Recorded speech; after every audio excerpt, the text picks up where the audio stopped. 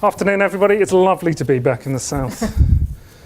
I spent some time up in Aberdeen as a university before coming down to Leeds, and I still think of Leeds as in the south of England, but it's nice to be reminded that there really is a south of England.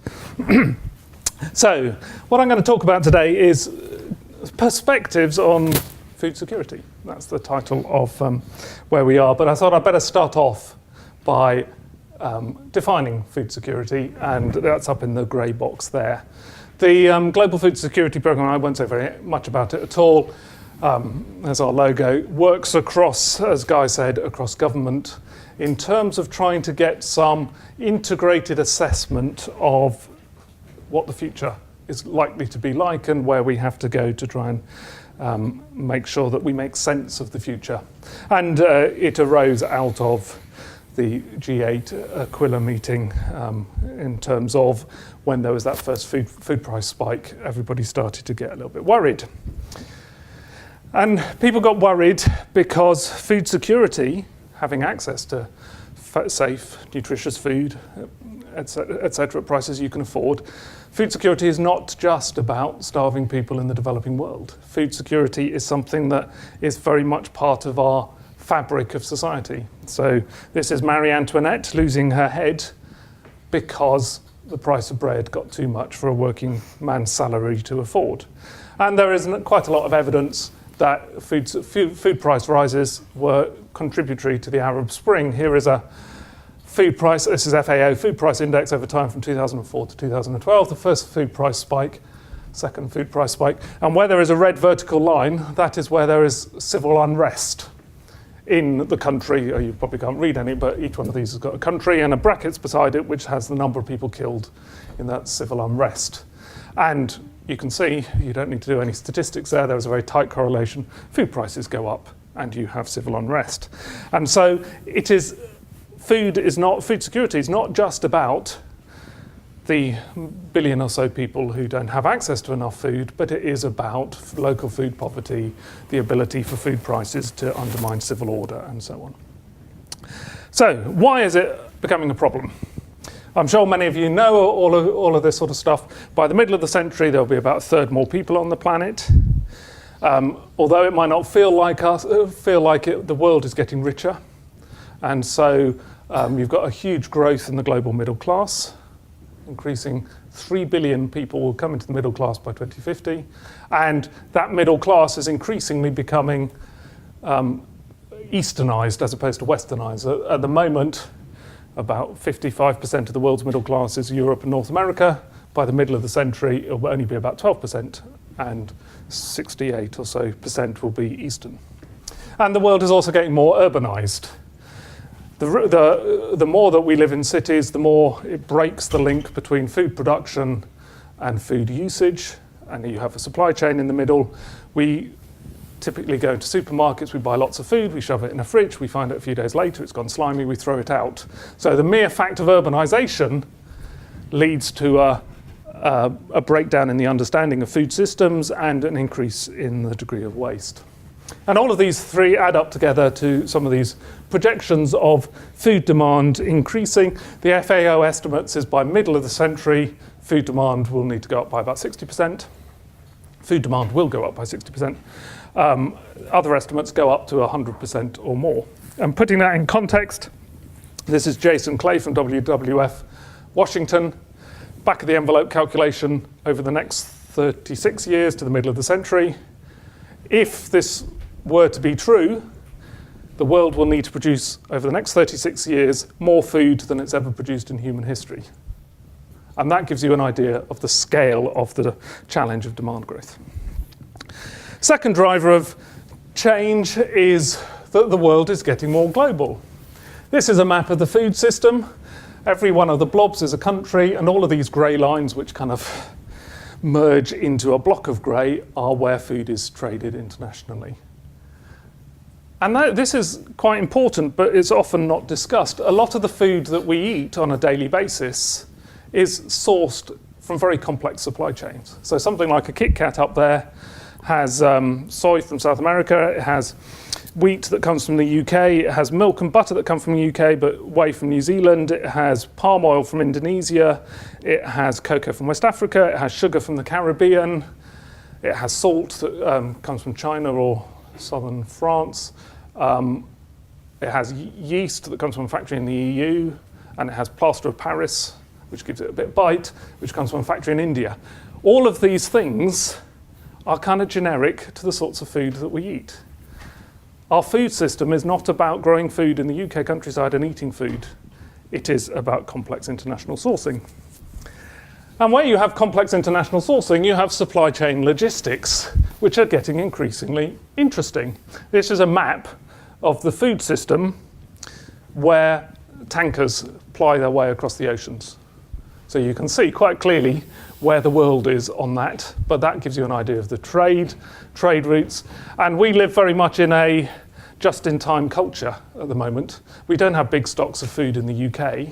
If there was something that wiped out our ports, we were talking about it over lunch, if there was something that wiped out our ports, our food system would effectively fall apart because we don't have access to a lot of food because we rely on it coming in all the time. And certainly some of the concerns about the Middle East are driven around how much food goes through the Middle East. And if the Middle East explodes and the Suez Canal stops working, that will really significantly affect international food chains. So globalization is a kind of risk. The third driver is to do with climate change.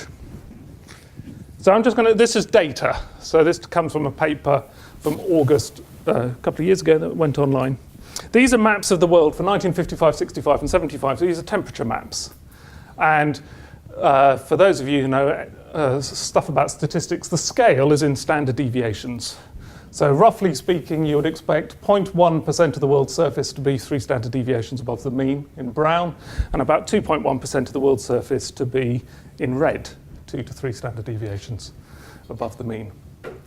So 55, 65, 75, that's 2006 to 2011. As you can see, the amount of red and brown reflecting extreme heat relative to the long-term average is huge. And in fact, when I was a boy, when I was born about 50 years ago, what would have been something that would have had a 750-year return time is now happening every 10 or 11 years. So the climate is changing, and the climate is changing particularly rapidly. And here's a slide I put together for a talk that Guy was at a couple of weeks ago, that for me just kind of sums up why climate is changing. These are the recent seasons we've lived through. We had the drought, which ended with the wet summer in 2012. Then we had, this time last year, very late, very cold spring, huge livestock deaths. I live in the Yorkshire Dales, and there were scatterings of dead sheep all over the hillsides when the snow melted. Then we had what felt like a normal summer, but it was actually it was the 9th hottest on record. And then we had this very wet winter. And again, if you play around with probabilities, the probability of getting a sequence of events is approximated, well, it's exactly by multiplying the probabilities together. And if the climate was staying the same, the chance of getting a sequence of seasons like this is about 1 in a billion.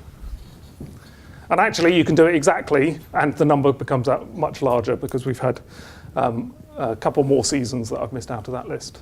But if you think about what the world was like a billion years ago, the world was full of bacteria and protozoa and things like that. The chance of this sequence of weather that we have had over the last 2 or 3 years, if the climate were not changing, is so impossible to imagine. The climate must be changing. And the climate is changing fast. And the future is about coping with fluctuations, coping with what historically would have been extreme weather, but is now normal weather. And this is a map of a figure of time along this axis and carbon emissions up here. The black dots are carbon emissions that we are liberating into the atmosphere.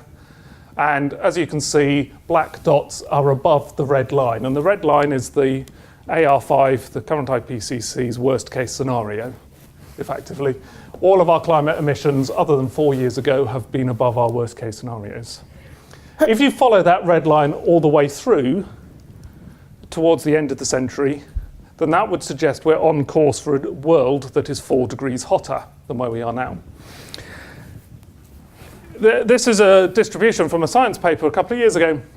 This is the histogram of the distribution of temperatures in northwest Europe, in France, with 2003 being way out here at 3.5 degrees above the average. 3.5 degrees above average. That was the hottest summer that's ever been recorded in 500 years in northwest Europe. 70,000 people died, and thankfully the worst weather was July and August, so it was post-harvest, but yields still went down by about 30%. If we're on course for a 4-degree world, thereabouts, you get a distribution like this. 2003 will then be slightly cooler than average towards the end of the century. But the scariest thing is if you're out here. If you're in a hot summer towards the end of the century, it could be 7-8 degrees above where we are. The temperature, for central England temperature, if you add 7 or 8 degrees to it, you're getting into the climatic regime of southern Spain or northern Africa. So imagine a situation where even if those happen every 10 years, that sort of weather conditions, how much that's going to affect our farming economy. Oak trees won't survive. The whole landscape will look very different. Our ability to produce food is clearly going to be impacted. And then when you look at the world, this is a map of the world for where the world's calories come from.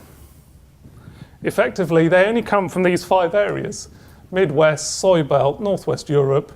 This is the rice area, Indo-Ganges down to palm oil down here, and rice up there. Most of the world's calories come from relatively few places where there are very high outputs of wheat, maize, soy, and rice. This is a map showing, this is 2050, where yields are likely to be affected. And this is from a recent science paper, but it's World Bank work. There has been, Andy Challoner published a Nature Climate Change paper last week, which kind of updates some of this, but essentially the same sort of points. Down here, where it's kind of deep red, yields are likely to go down by about 50%.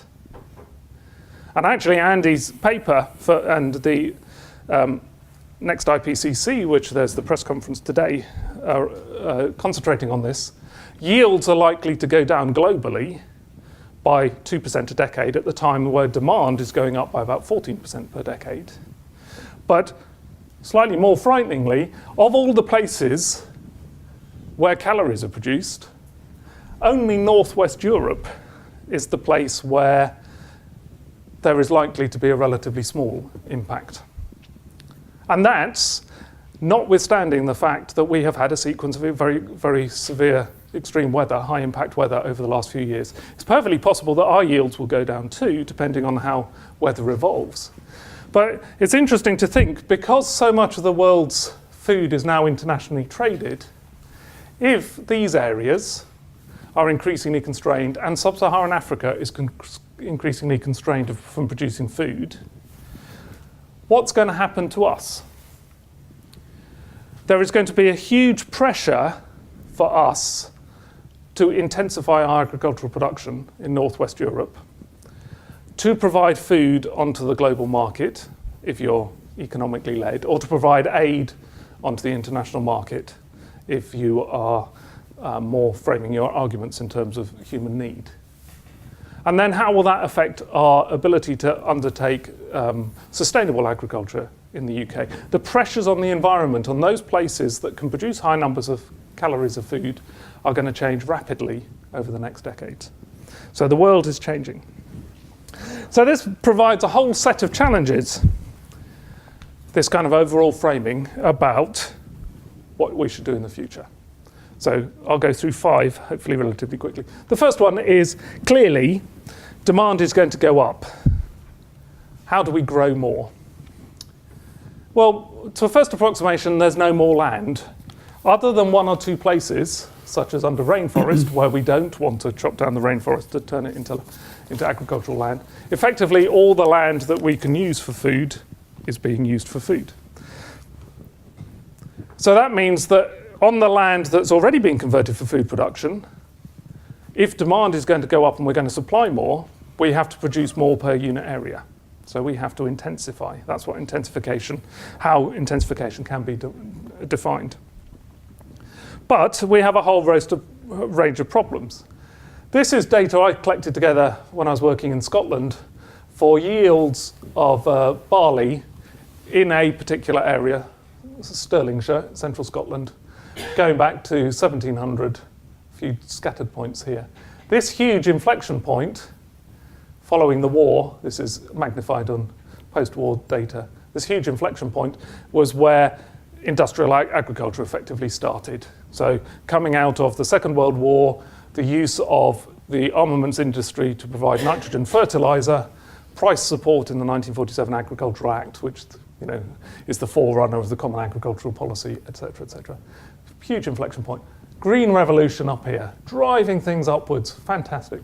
But over recent decades, the rate of growth has started to tail off. And that's true across lots of the commodity crops. So there's a decline in yield growth. So if we are going to increase production on agricultural land, we have a challenge which is based around genetic improvement. How do we get genetic improvement so that yield growth can go back on an upwards trajectory? I don't know the extent to which it's possible. We're also in a situation where around the world, a lot of the world's soils are being degraded relatively fast. How can we maintain yield growth and also reinvest in the soils in a way that we can take this line up into the future? That's a challenge. There is a huge challenge around the availability and the regulation of inputs. So, for example, across Europe, there is a desire for the food chain to be pesticide-free or residue-free. But if we abolished all pesticides around the world, we would lose about 40% of yields. So the challenge then becomes, how do we use pesticide chemistry, or how do we use nitrogen in ways that are efficient to do the job that's necessary to do, that doesn't create another problem? Because if we just ban nitrogen fertilizer because of the impacts it has on the environment, and if we just ban pesticides because we don't like pesticides, there isn't enough land to compensate for growing the food that we would lose by losing those sorts of things. Clearly, with climate change, there's scope for new pests and diseases to come across the channel, blue tongue, Schmallenberg, and things like that that are in the news at the moment. And increasingly, if the world is fluctuating more, we have to adapt our agricultural systems in a way that makes them resilient. And my own personal view is a lot of that is to do with diversifying crops at various crop types, whatever we're growing, at various spatial scales. So there's all that about agriculture.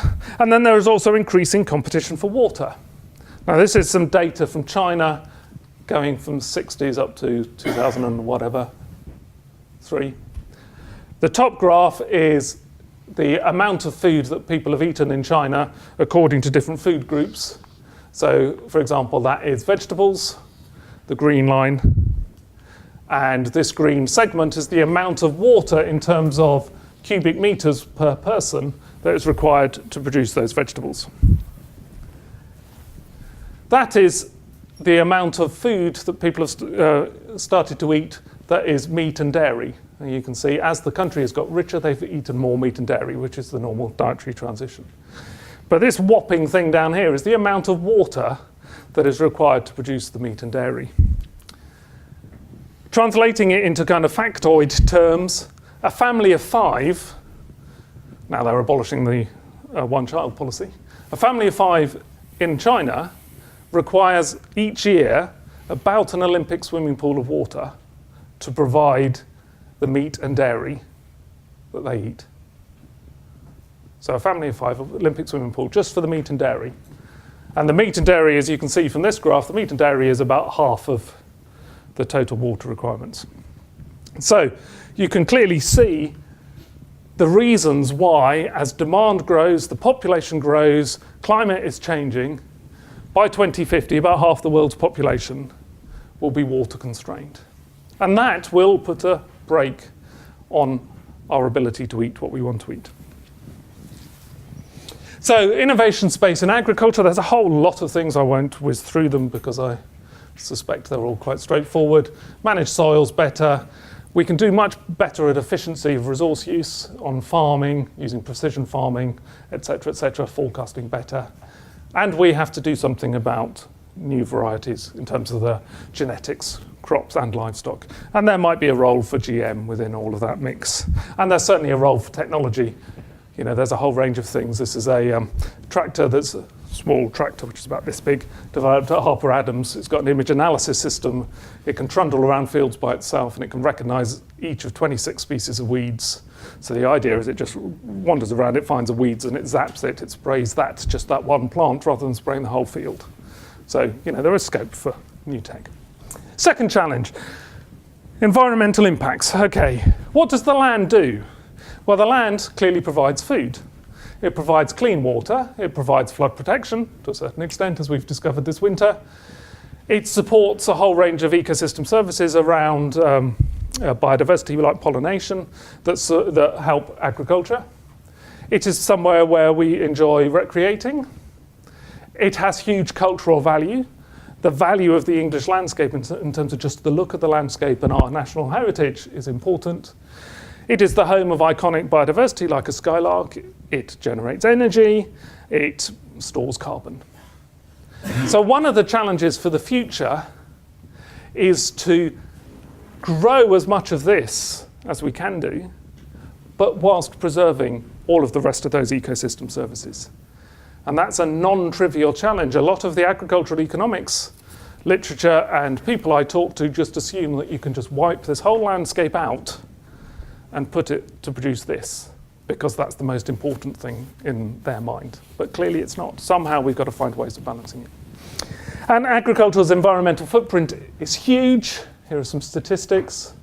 About a third of global greenhouse gases come from agriculture, more than any other sector. A quarter of agricultural soils worldwide are degraded. 70% of water that's extracted from rivers and groundwater is currently used for agriculture. Huge pollution costs of water.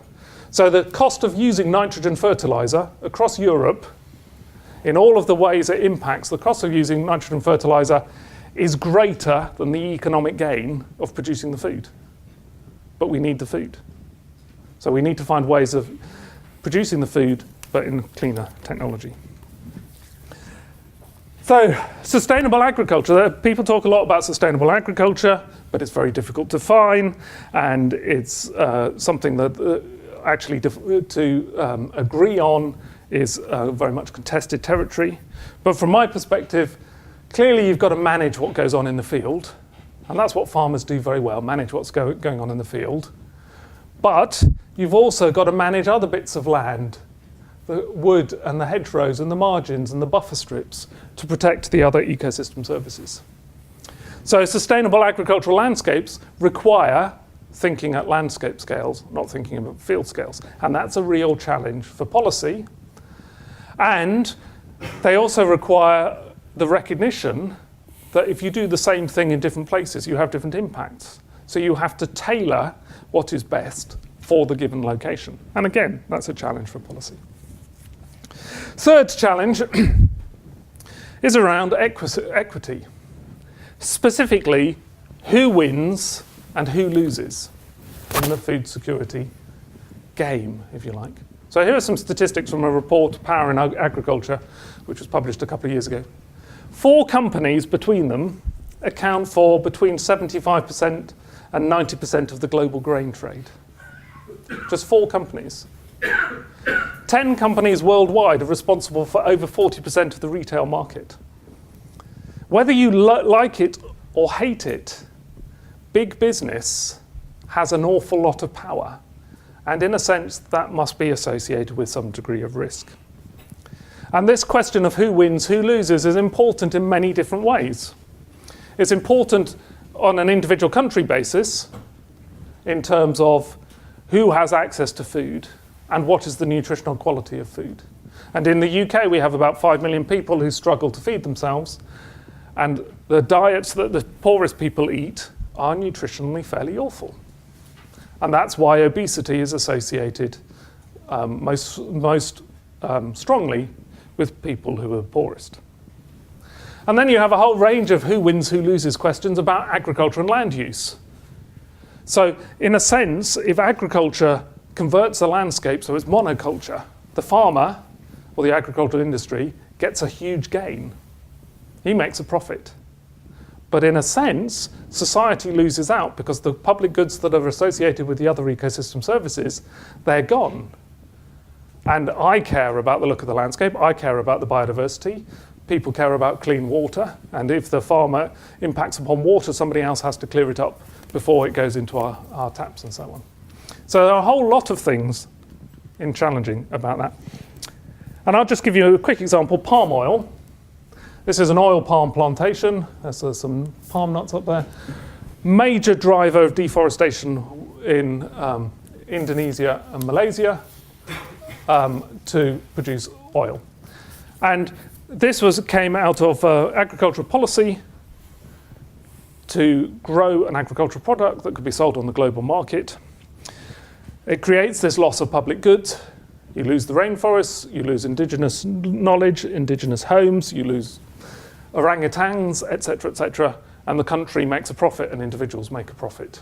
And in a sense, those are perfectly good decisions, acceptable decisions from a democratic perspective. If the country or the governors of the country who are democratically elected say, we think it's a good thing for our country to do that, it's difficult to say, no, you can't. I wouldn't make that decision, but it's up to them. But the agricultural policy in Indonesia and Malaysia produces a lot of cheap oil. And that cheap oil goes onto the international market. And my granny, who used to run a cake shop, said, if you're cooking, you can always make things taste better by putting in more fat or more sugar or more salt, depending on what you're cooking. Putting more oil on the market means that more oil has been put into processed food, and that leads to public health impacts, which has led to more obesity and more diabetes and so on, especially in the world's poorest. So this argument about agricultural policy delivering an economic return to one part of the world having a health impact on the other part of the world, it's not really to do with food security. That's all about economics. Fourth challenge, quickly, it's not just about production. In Europe and North America, we throw away uneaten about the whole production of sub-Saharan Africa on an annual basis. In the UK, we throw away about 20% of the food that we buy unconsumed in the home. And that's the equivalent, here is an agricultural map of the UK, that's the equivalent of 91% of the land area of Wales in production terms. So we throw away about the equivalent of the land area of Wales each year. So if we didn't throw that away, it would reduce our land pressure on our UK environment and allow us much more space for sustainability. Fifth challenge, last challenge, to do with eating. Now there are more people in this category in the world now than there are in these categories. Obesity and health. In the UK, obesity was estimated to cost about 15.8 billion. I came across an estimate the other day that diabetes is costing 26 billion in terms of healthcare costs. So that works out at about £2,000 per household in healthcare costs. We are paying in effectively a fat tax. How much more does that have to go up before it starts really registering that overeating is bad for us, bad for our wealth, bad for our health, and bad for the environment? This recent paper, fantastic paper, 2013, showed that over 50% of adult Chinese were developing diabetes. They had metabolic syndrome on the way to diabetes. Any reasonable assumption about how many of these become diabetic, you're talking about 300 or 400 billion out of the Chinese economy on an annual basis. So at some stage, and it's not just a developing world situation, obesity is hitting all around the world. So at some stage, we've got to start getting to grips with the consumption side and changing our diets. This is a map of global calories. Where it is red, the calories go into cattle feed or biofuels. It's largely cattle feed. Here is the split. Cattle feed. Where it is green, those calories that are grown go into the human food chain directly. This is a statistics from an environmental working group in the US, just to put meat eating in some degree of context. If everyone in the US ate no meat or cheese for 1 day a week, over a year, that would be like not driving 91 billion miles. It's a significant carbon footprint associated with eating beef. We know about turning the lights off, but very few people think about carbon footprints associated with food. And actually, this paper by Pete Smith and colleagues in which again underpins some of the IPCC stuff, shows that actually there's a much greater chance of mitigating the 30% of greenhouse gases that come from agriculture by changing diets, demand, than there is by being really techno-smart about reducing carbon emissions in agriculture itself.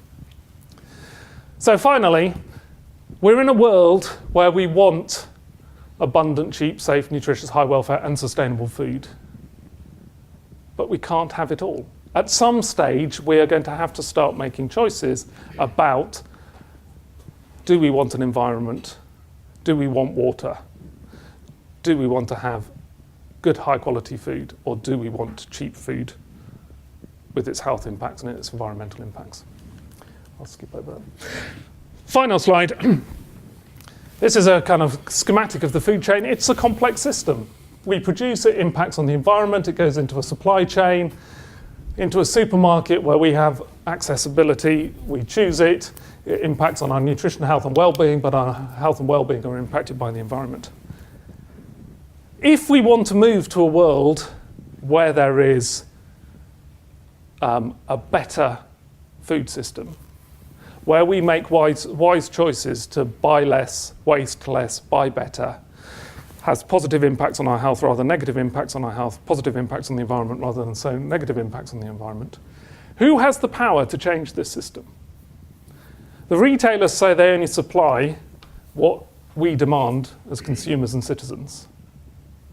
We say we can only choose what you give us, and we don't really have the means to choose between the lines you give us because you don't give us full knowledge. And government says it's nothing to do with us as long as the market really works. So where is the power to change this system? And ultimately, the power has to come from us. We give the legitimacy both to the supermarkets and to government. If we want to change the system enough because we want to live in an environment that has countryside left, that mitigates against climate change, that's up to us to agitate for, and for us to make sure that the supermarkets supply the sorts of food that we want. And then if enough of us say we want a different food system, retail will adapt, and then government will come on board and facilitate that process. Government's not going to lead the process because there are too many economic barriers. It's got to be led by us changing what we want. This is my concluding slide. This is from the US Food Administration in 1917, just as the US was entering the First World War. So 100 years ago, just about. It's almost exactly what I've been talking about. All those messages, including the use less wheat, because wheat has been bred for high yield. The starch falls apart very quickly. It creates a sugar spike because it's fast-release carbohydrate, so it's diabetogenic. So the old ideas about having a starch-rich diet are now being pushed aside to say, be careful. So all of these things apply today. So, food for thought. Thank you very much.